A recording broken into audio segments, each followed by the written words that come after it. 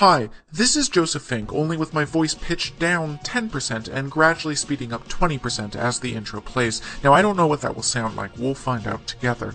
I'm speaking to you from Milwaukee because we are on our big US and Canada tour.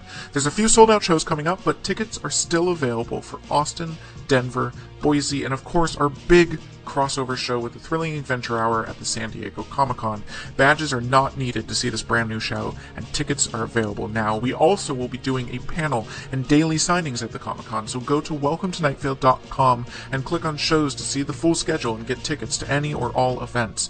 In October and November, we will be touring the UK and Europe. Now, the UK and Ireland shows are basically sold out for now, although keep an eye out for the possibility of more tickets being released.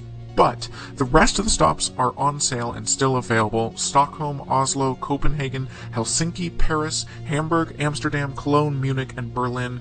Welcome to nightvale.com and click on shows. We cannot wait to come and see you all. Recordings of our last two live shows are still for sale. Pay what you want on nightvale.bandcamp.com or on iTunes for $1.99. Now, these are 2 hours of new material with guests and live music. You really should check them out. Meanwhile, on our store, we have new things. We have a Weird Atlas shirt designed by Jessica Hayworth, the designer of our Scary Deer shirt and our recent tour poster. This shirt just has to be seen to be believed. And temporary Night Vale tattoos designed by the amazing Kate Leff. We also have a bunch of other things. Go to welcometonightvale.com and click on store, and all will be shown to you. Hey, if you like what we do here with our show and you want to help us out of this dark pit hidden with leaves that we fell into, it's been several days who trapped us here, please consider signing up for a small monthly donation. We really do depend on all of you. Those who donate a little more get a special personal audio thank you from Cecil himself. Go to welcometonightvale.com and click on donate to do that thing. This has been Joseph Fink, and I have no idea what my voice sounds like by now. And hey, thanks. Home is where the heart is. We found it one day in the sink. It hums things late at night, but they are not songs. Welcome to Night Vale.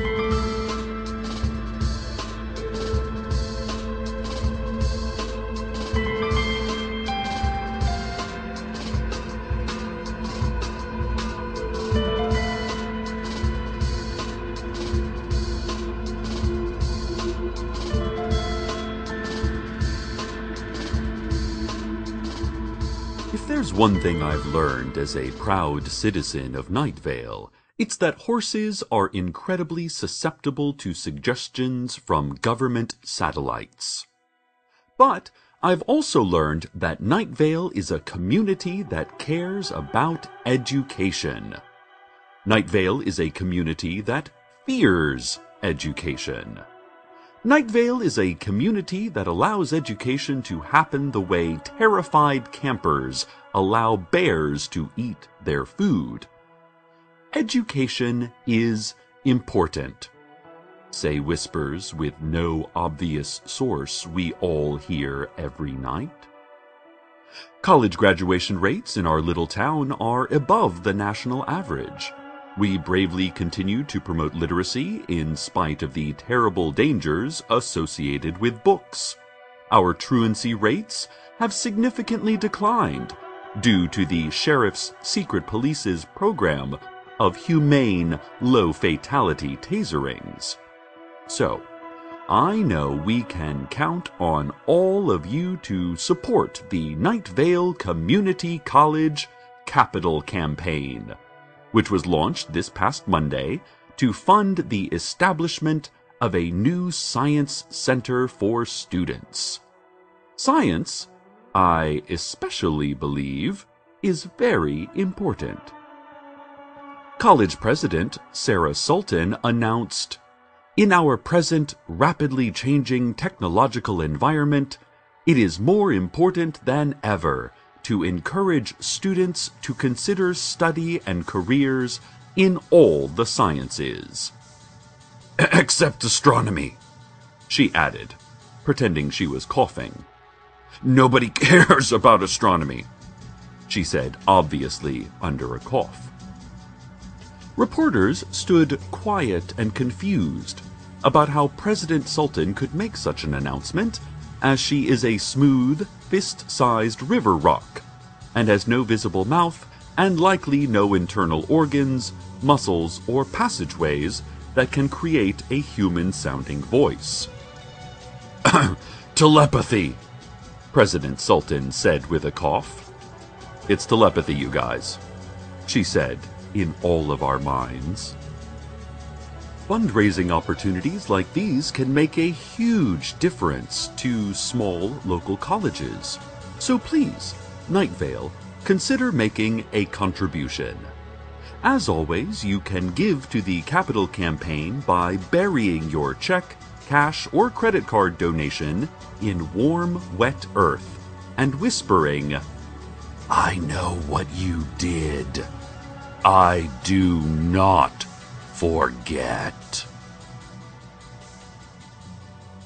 I've gotten a lot of calls, emails, telegrams, and sympathetic glances the past couple of weeks from people who are wondering if Carlos the scientist has returned from the otherworld desert he is trapped in.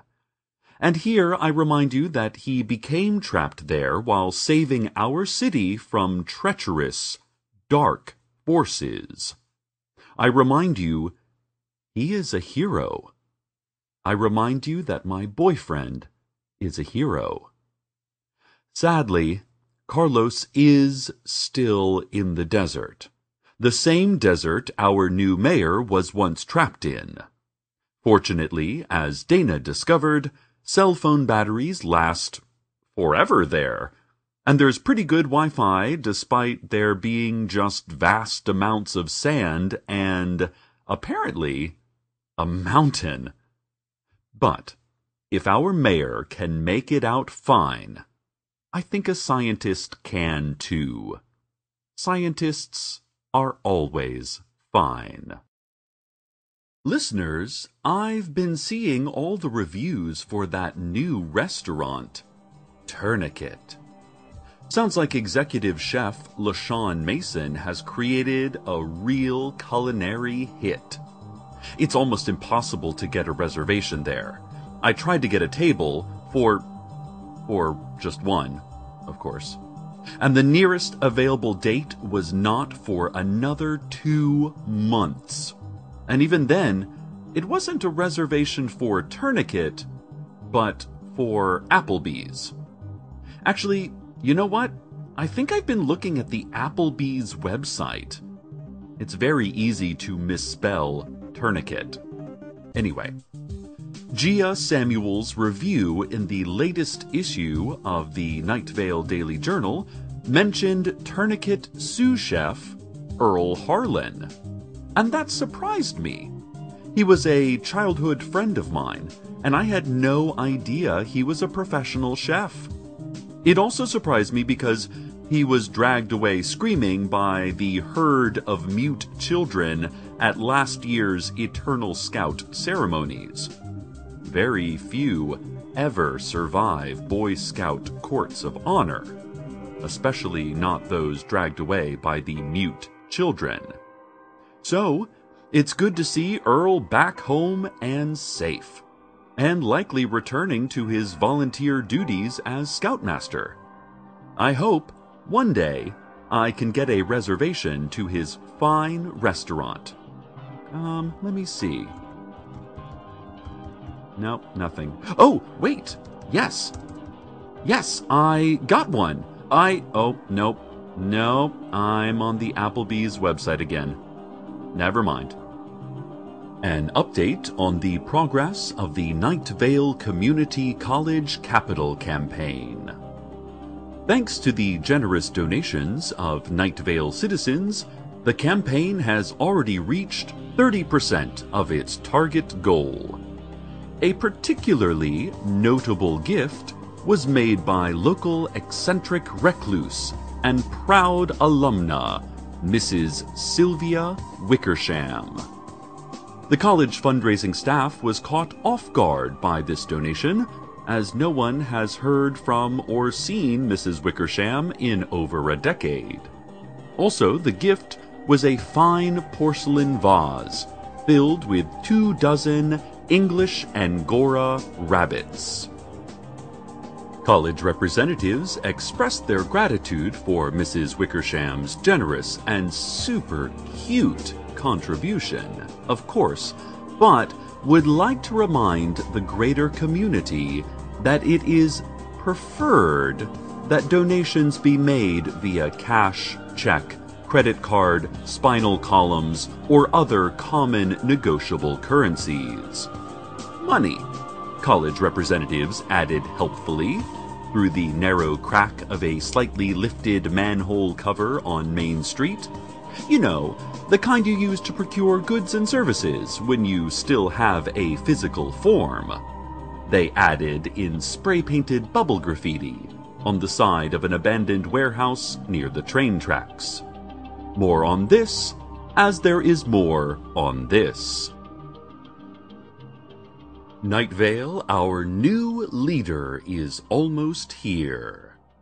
This Friday is inauguration day for our new mayor, Dana Cardinal, who used to be an intern at this very radio station. Dana may, in fact, be the most successful intern this station has ever had.